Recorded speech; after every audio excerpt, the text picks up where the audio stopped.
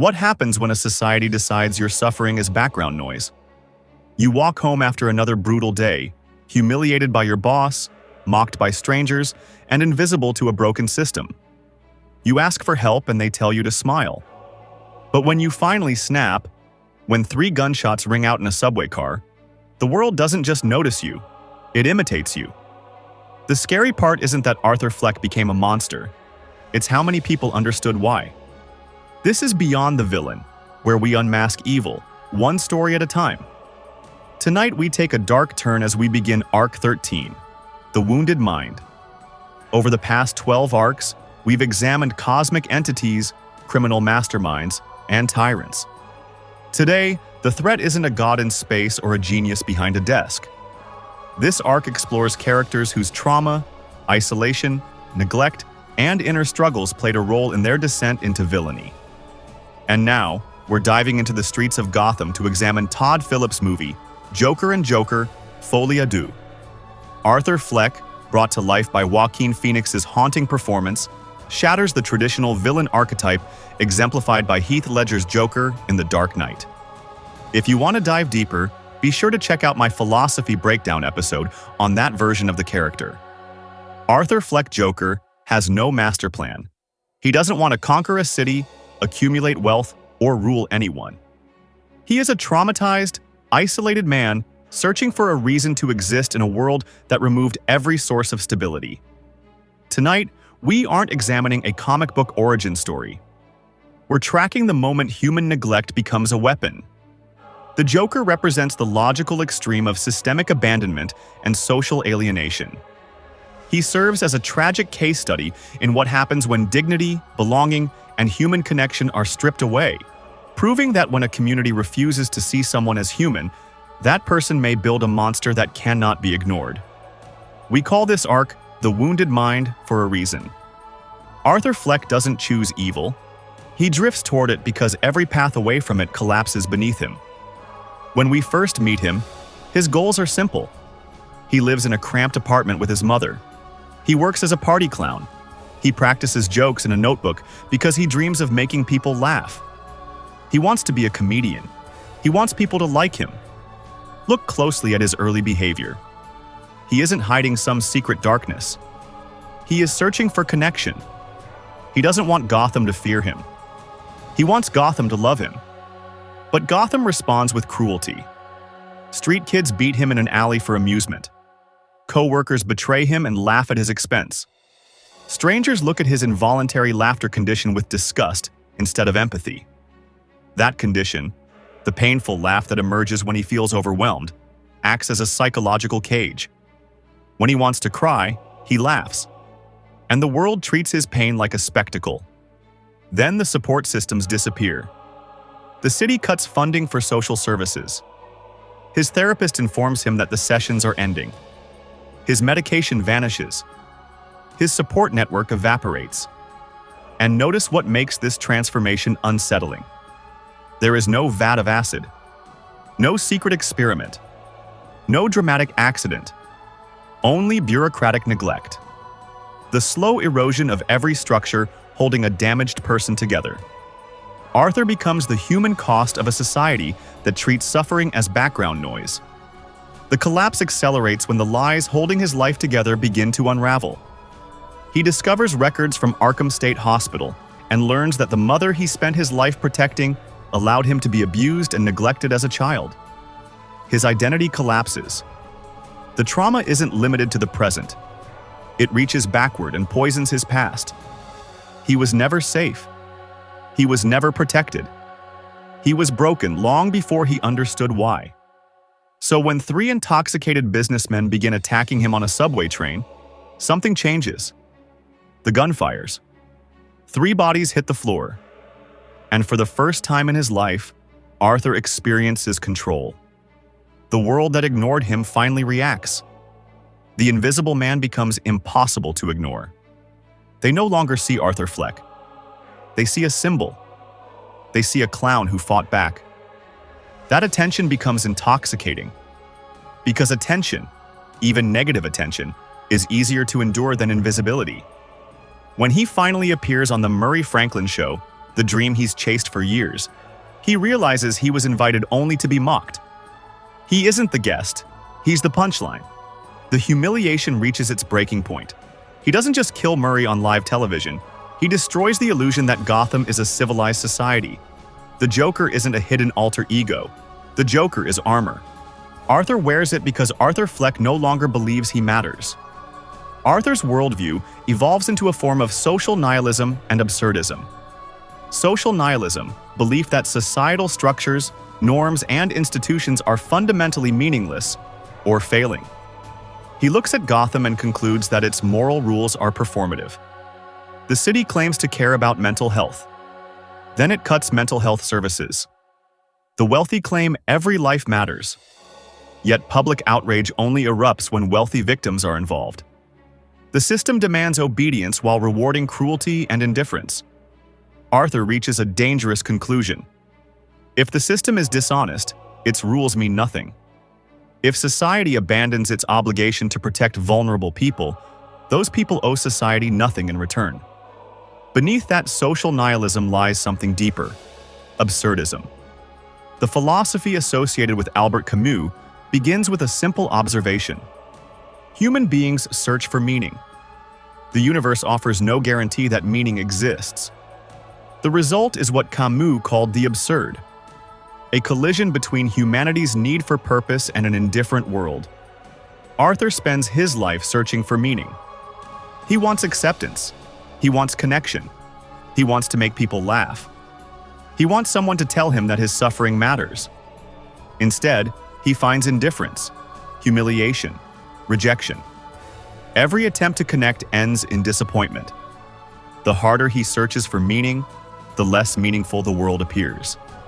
Eventually, he stops asking why. He stops expecting fairness. And the world transforms from a tragedy into a joke. This is where the relationship between tragedy and comedy becomes central to Arthur's philosophy. Throughout the film, Arthur says he wants to be a comedian. At first, it sounds like a career goal. By the end, it becomes a worldview. Traditionally, tragedy and comedy are opposites. Tragedy asks us to cry. Comedy asks us to laugh. Arthur erases the distinction. He begins to see both as the same thing. A man loses everything. Is that tragic? Or is it funny? A person spends years trying to do the right thing and is rewarded with suffering. Should we cry or laugh at the absurdity? The more pain Arthur experiences, the more life itself resembles a cruel punchline. His most famous line captures that transformation. I used to think my life was a tragedy, but now I realize it's a comedy. This is not a declaration of happiness. It is a declaration of surrender. Arthur does not overcome suffering. He reframes it. If life is a joke, pain becomes part of the punchline. If nothing has meaning, nothing remains sacred. If everything is absurd, destruction can feel as valid as creation.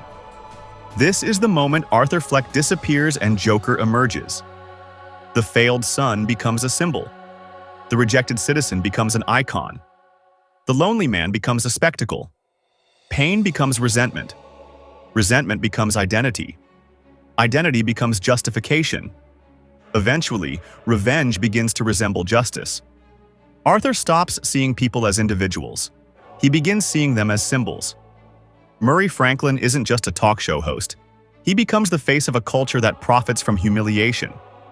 The men on the subway aren't just passengers. They become representatives of a world that walks over people like Arthur every day. That is the tragedy of his descent. He begins his journey searching for connection. He ends it unable to see humanity in anyone else. The strongest counterargument to Arthur Fleck may not be Bruce Wayne. It may be Arthur Fleck himself. Before the Joker emerged, Arthur believed in things that Joker would later reject. He wanted connection. He wanted acceptance. He wanted to make people laugh. He wanted to be seen.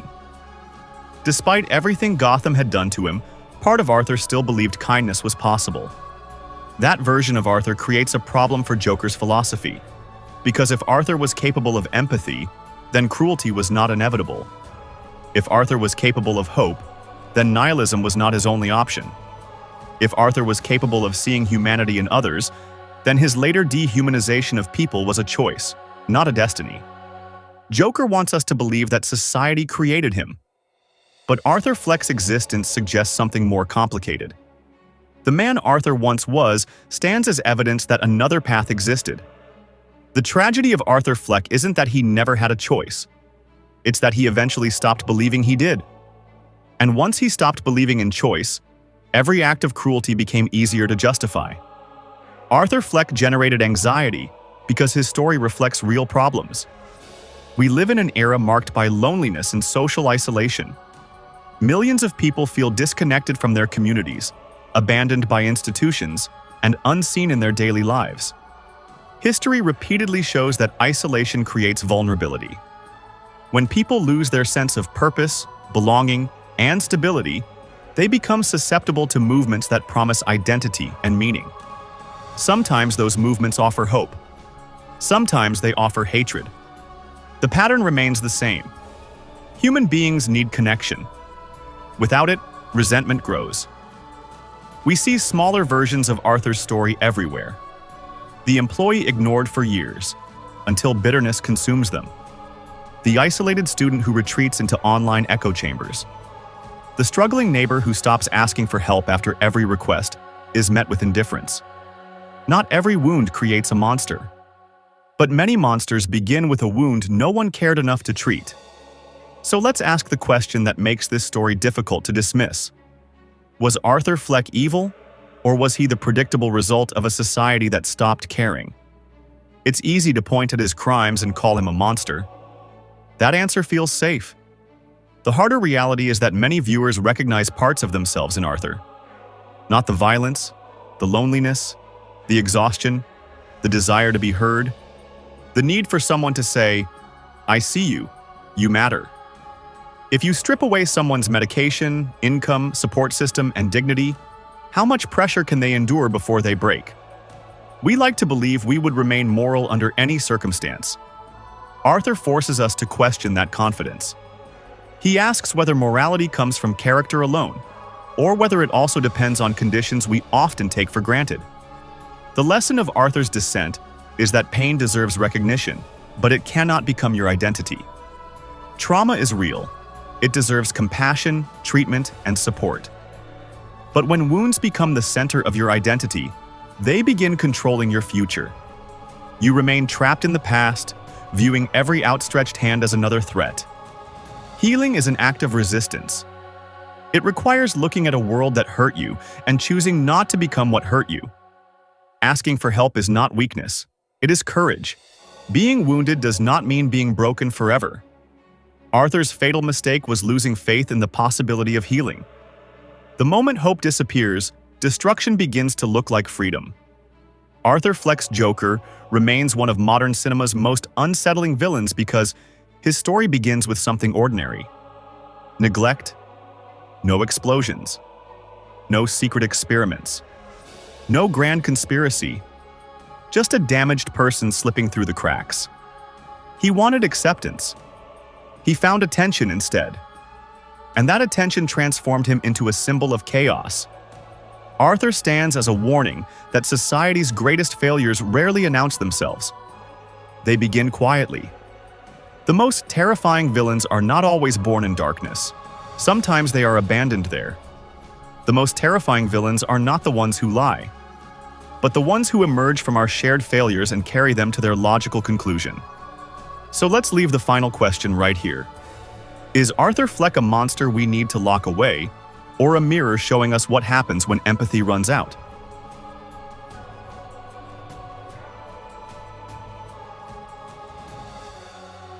This has been Beyond the Villain, where we unmask evil, one story at a time. What do you think? Let me know your thoughts in the comments below. Please subscribe to my YouTube channel to get the latest unmasking of every villain and check out my other videos. Thank you for watching, and peace.